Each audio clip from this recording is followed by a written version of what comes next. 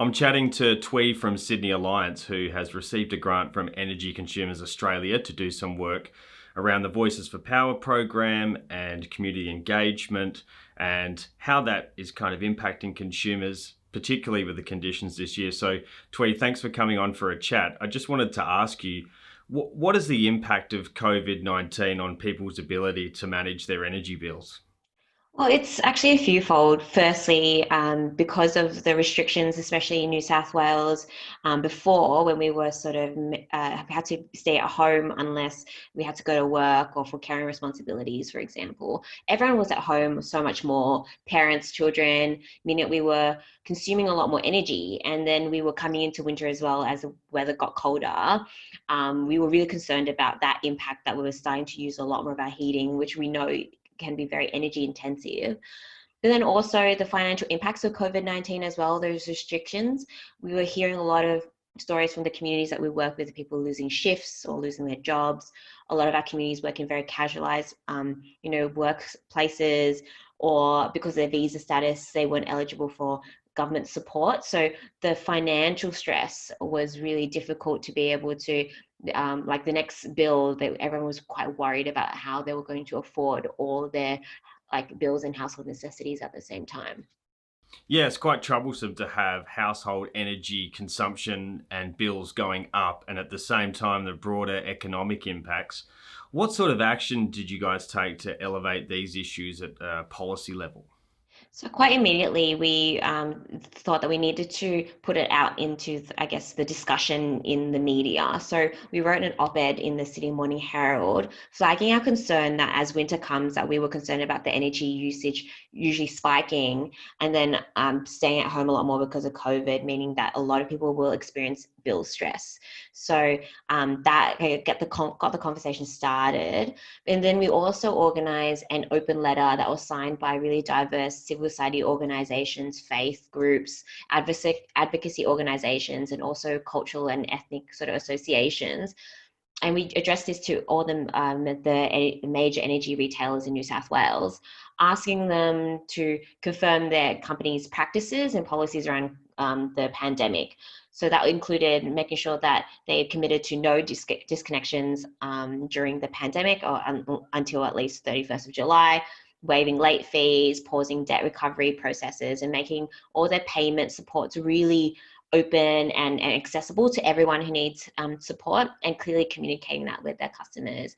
And this was all in line with sort of the Australian Energy Regulator's expectations as well. So we wanted to write personally to the energy companies to start an open dialogue with them to say that we're watching, we are very concerned about this, and really confirming what is their commitment. And we believe because of these actions, we were able to be part of the setting of the expectation of the energy companies that they should be supporting the customers at this time. And then opening that dialogue to say that we will be reporting back if we hear stories that are really concerning to us. Why don't you just share with us how you go about things and how you think that's different and why it's valuable to the sector overall? So for us, for the last 3 years, we've been really about supporting and amplifying voices that aren't usually heard, and they're often voices of consumers themselves.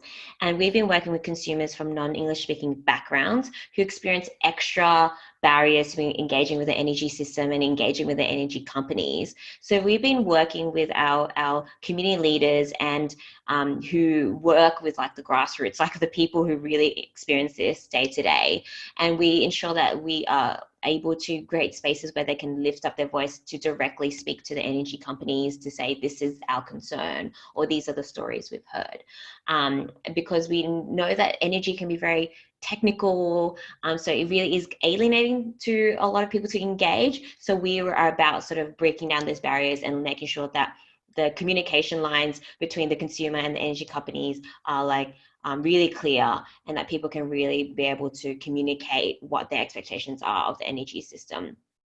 What are the next steps and the evolution of this work as you go about what you're doing in 2020? Yeah, so I think a really key example of us doing this is that we have started open dialogue with these energy companies, including AGL, Origin, and a lot of the network companies, to like, and that started off as a dialogue that our community leaders are able to speak to these companies that we have this issue. Our communities don't quite understand energy. We have an energy literacy issue, but we think we have a way to solve this. We think we have a model that we can actually use to educate our communities around energy, and that benefits you because that means that you can more easily communicate with our communities.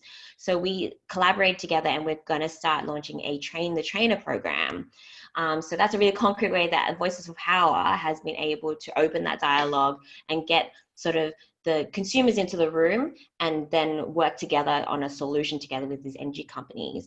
So we hope that like over the next year, we're able to train up more and more people to really understand the energy system, give them really workable solutions to reduce their energy bills so that they feel a bit more positive about energy and that they can actually thrive in this energy system and maybe sort of counter a little bit of that cynicism or the bit of lack of hope or trust in the energy system that a lot of our communities have. Well, obviously, so much of your work is out in the public space, particularly the op-eds and the work in the media. The broader body of work around Voices for Power and the way you guys are engaging the energy sector more broadly, where's the best place to find that information if the people want to find out more? Yeah, so you can find us on our website, the Sydney Alliance, or sorry, sydneyalliance.org.au, but we're also on Facebook. And if you can search us up, Voices for Power, Sydney Alliance, you can find a lot of the work that we do, a lot of, see a little bit of snippet of all the type activities that we do. We've also launched a documentary about the last 3 years of our work that really explains the journey of Voices for Power and where it's grown and what we're trying to achieve and where we're going in the future, and that's available on our Facebook if you wanted to have a watch. And happy for you to reach out to us and to myself, and we'd love to have a conversation because we're all about talking and making relationships. So please reach out.